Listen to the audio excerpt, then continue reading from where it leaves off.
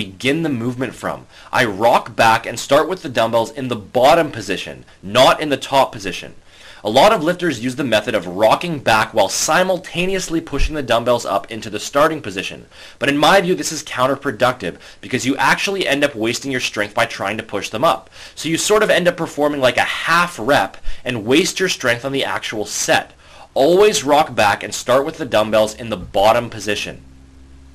In addition, this set was a great example of muscular failure. Notice how I didn't attempt another rep here. If you get to the point in the set where the last rep is an all-out struggle, your arms are shaking, you're mentally buckling down and digging with every last bit of strength to get that rep out, and you're absolutely certain that there's no chance of you getting another rep, you can end the set right there.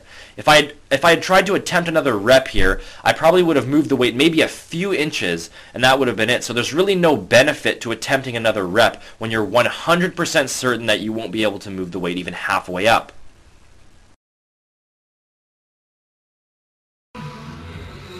Okay, so now we're on to the incline dumbbell press, which is pretty much the same thing, only we're using a bit of an angle here, usually around 30 degrees. Is a good angle to use for the bench. And this is another extremely powerful movement for building up the chest. Places a bit more stress on the upper region of the chest as well as the shoulders, but still extremely powerful at packing size and strength onto the upper body.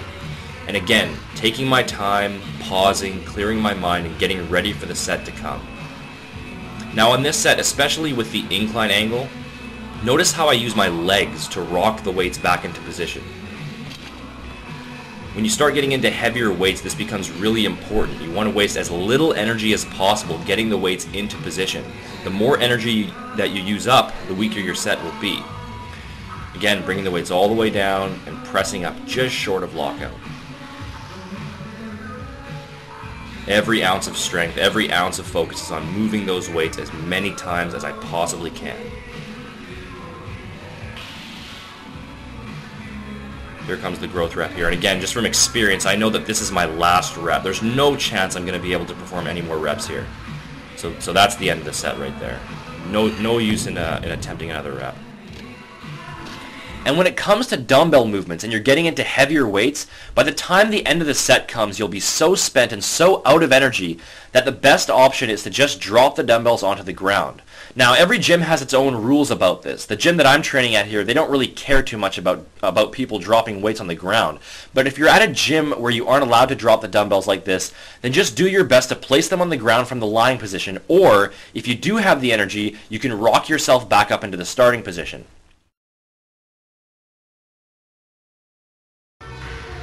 Now this is an exercise that I don't typically perform, but again, I wanted to include a variety of exercises here, even those that I don't typically recommend, just to let you see the whole picture. So on this one, you should be standing with one foot forward, as this is going to give you a really solid base to work with. Bringing the cables back until your arms are roughly parallel to the ground, and then squeezing all the way down until the handles cross.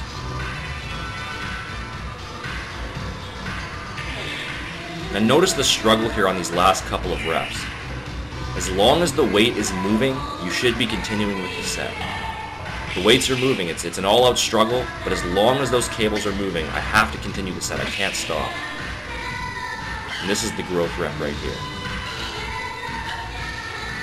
And that's failure, there's no way I'm going to get another rep here. Again, I don't recommend including cable crossovers in your routine unless there's a specific reason why you need to. It's an isolation exercise, it limits the amount of total stimulation that you can achieve, and it really just isn't an efficient lift for maximizing your chest development. There's almost no situation where you should bother implementing this exercise. Heavy presses are way more effective many times over. Okay, so machine bench presses. Again, not an exercise that is necessary to include in your routine. It is a pressing movement, but it's a machine press, which as you know is not as effective as the free weight variation. But there are still a couple things that I want to point out here. Now notice how the handles force me to keep my arms on a fixed plane, and this reduces my ability to move naturally throughout the movement.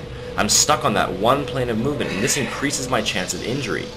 In fact, I even remember after I performed this set, I actually was getting sharp pain in my left shoulder that I did not experience during my dumbbell presses. The only time I would recommend this exercise is if you have no other choice. Maybe you're at a hotel or something and they have, a fitness center with one of those universal gyms or something, and that's your only option.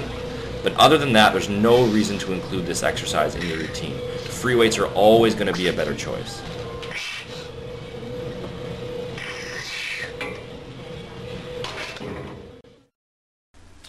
Another point that I want to make here, you have to remember that muscle growth is not merely a localized event that happens at the level of the muscle tissue. Muscle growth is largely a result of total body stress that forces your body to secrete higher amounts of anabolic hormones and therefore pack more size and strength onto your entire body. So you might perform a set of machine presses and you'd feel it in your chest, you'd get a nice pump, you'd be sore the next day, but that's not the key issue here. Since machines balance the weight for you, the exercise becomes significantly less difficult and less stressful, and therefore machines limit the amount of total stress that you can place on your body, and this compromises the muscle growth response.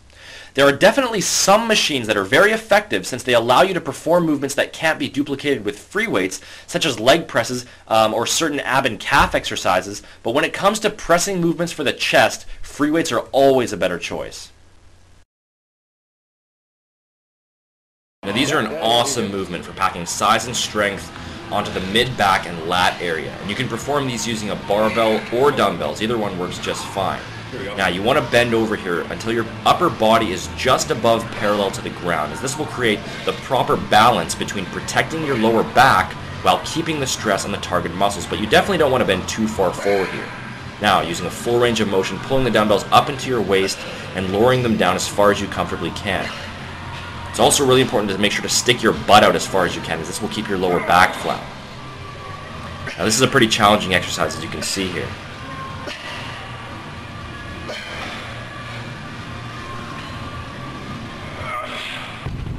And that's muscular failure right there. A lot of people have difficulty on this exercise when starting out. You'll often find that it's tough to keep your lower back flat